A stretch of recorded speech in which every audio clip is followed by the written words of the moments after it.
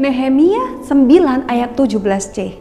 Tetapi engkaulah Allah yang sudi mengampuni, yang pengasih dan penyayang, yang panjang sabar dan berlimpah kasih setianya. Engkau tidak meninggalkan mereka.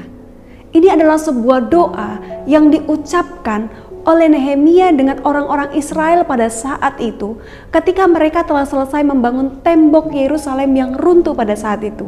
Mereka menyadari keberdosaan mereka, mereka menyadari akan kesalahan yang selama ini mereka perbuat, sehingga akhirnya Allah membuang mereka ke tanah pembuangan, tetapi Allah kembali membawa mereka ke tempat tanah perjanjian itu. Sehingga Nehemia dengan orang-orang Israel pada saat itu mereka berkabung.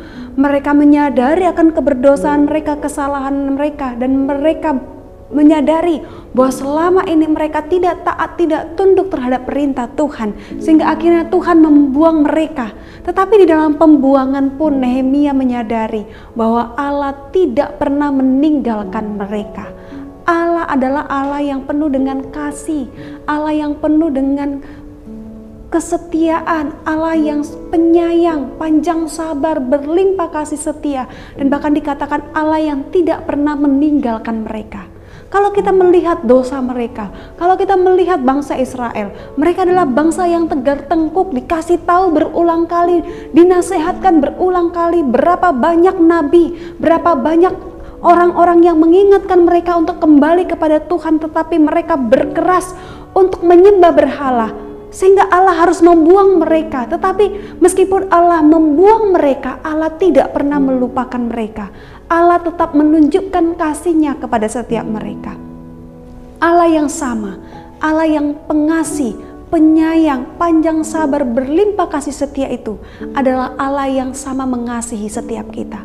Meskipun seringkali kita melakukan pelanggaran, melakukan dosa, melakukan kesalahan, Allah yang sama itu adalah Allah yang tetap mengulurkan tangannya kepada setiap kita, membawa kita, mengingatkan kita untuk kembali kepada Dia, datang kepada Dia, memohon ampun atas segala kesalahan yang kita perbuat, dan sadar bahwa Dia Allah yang tetap menerima kita kembali dengan tangan yang terbuka.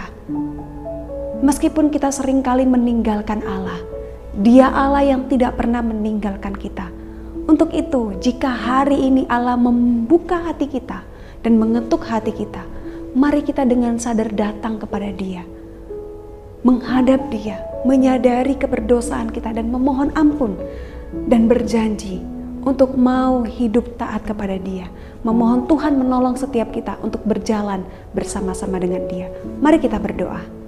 Terima kasih Tuhan untuk kasih setiamu. Engkau Allah yang begitu luar biasa.